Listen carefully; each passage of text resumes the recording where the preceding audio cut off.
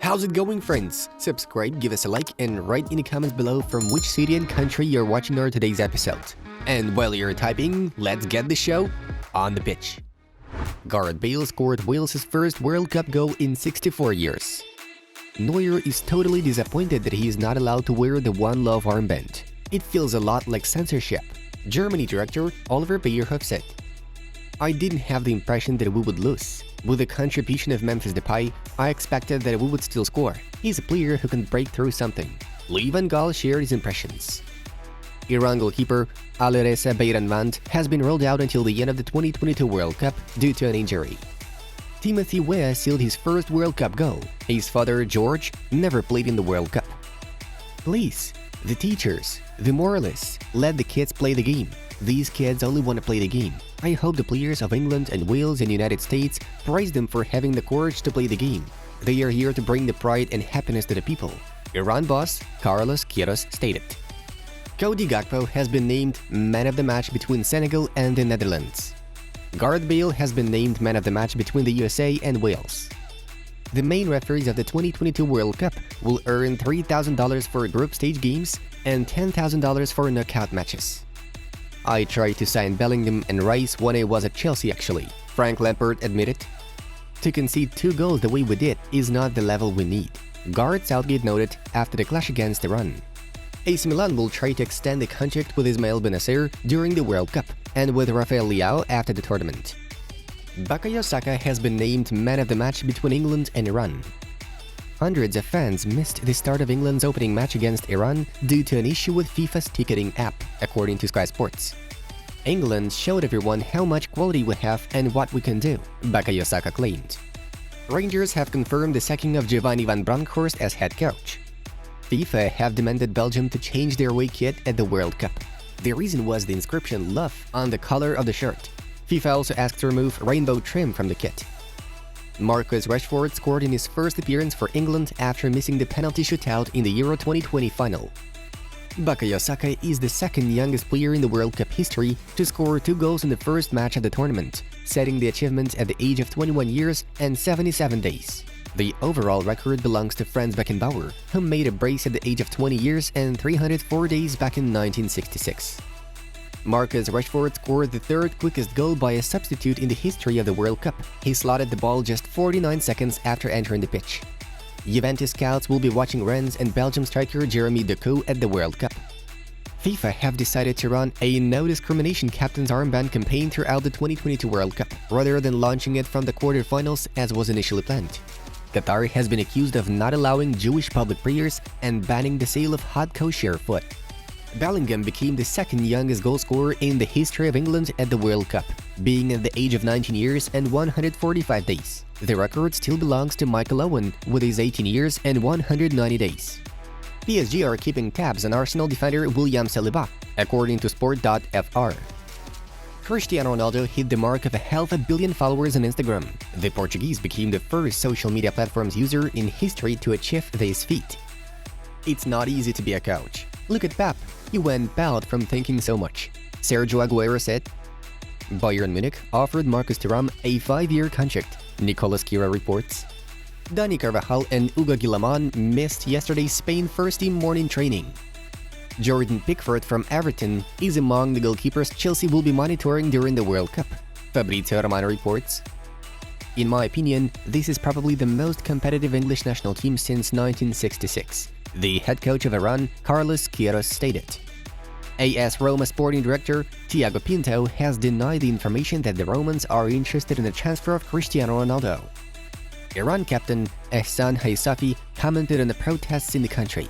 "Well, we have to accept that the conditions in our country are not right, and our people are not happy. I would like to express my condolences to all the bereaved families. They should know we are with them, we support them, and we sympathize with them. We want to be a Germany who, when I was looking at their Wikipedia page, World Cup 4 goals, European Championships 3 goals, Gareth Southgate said. Our aim is to go and compete with the best teams in the world and to fight to win the tournament," Christian Pulisic claimed. Moving on to the main event of the day. Chelsea and RB Leipzig have reached an agreement regarding the summer move for striker Christopher Nkunku, according to journalist Ben Jacobs. Despite the pensioners' denials, the source claims that the parties have agreed on 70 million euros for the transfer. Other teams still have the opportunity to hijack the deal, though Chelsea are confident in completing the matter. As for now, and Nkunku is injured, his recovery length is still unknown, approximately 6 to 8 weeks. This season, Christopher netted 17 goals and made 4 assists in 23 appearances. PSG president Nasser Al-Khelaifi said that he is open to selling a small share of the club. A $4 billion takeover offer, more than $4 billion of course. But we are not gonna sell the club. But why not sell a small percentage of the club? We are thinking of different offers actually. People always talk about PSG thinking that we only have money to spend. It's not true.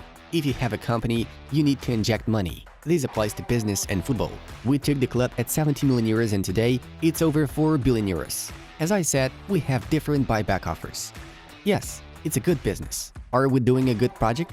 I hope so, Al-Khelaifi shared. Cristiano Ronaldo had a say with journalists on the eve of the World Cup kickoff.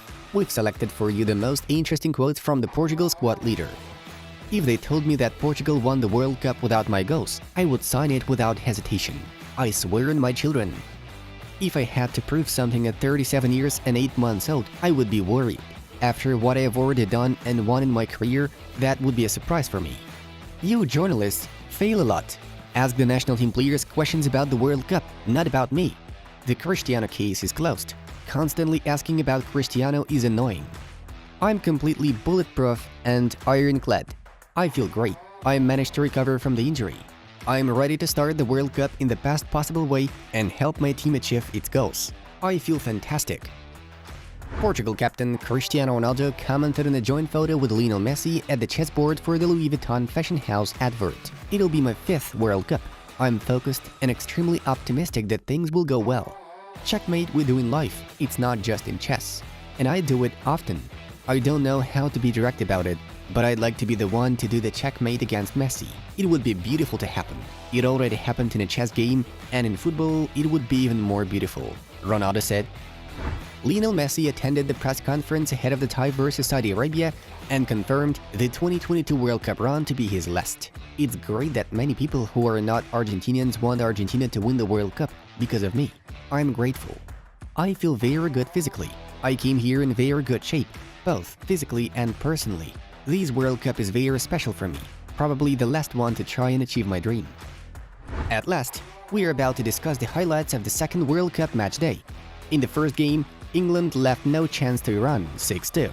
Saka succeeded in a brace, while Bellingham, Sterling, Rashford and Grealish scored a goal each. Taremi in turn netted a double for the Iranians. Interestingly enough, before the match, the stands booed Iran's anthem due to the harsh political situation within the country. Thus, Team Mali's performers did not sing the national anthem at all. The Netherlands got a tough 0-2 victory over Senegal in a second battle of the day. Until the 84th minute mark, the score remained 0-0. But then Gakpo got down to business, and in the 99th minute, Klaassen doubled the advantage for the Flying Dutchman. As for the final tie of the day, the USA and Wales had a thrilling meeting, which eventually ended up in a 1-1 draw. The Welshman responded to Weah's goal with Gareth Bale's late penalty. Another interesting fact, during the matches of the 2022 World Cup second day, the referees added a total of 47 additional minutes. In the England vs Iran clash, the teams had 24 minutes of stoppage time, 14 minutes in the first half and 10 in the second, making it an absolute World Cup record.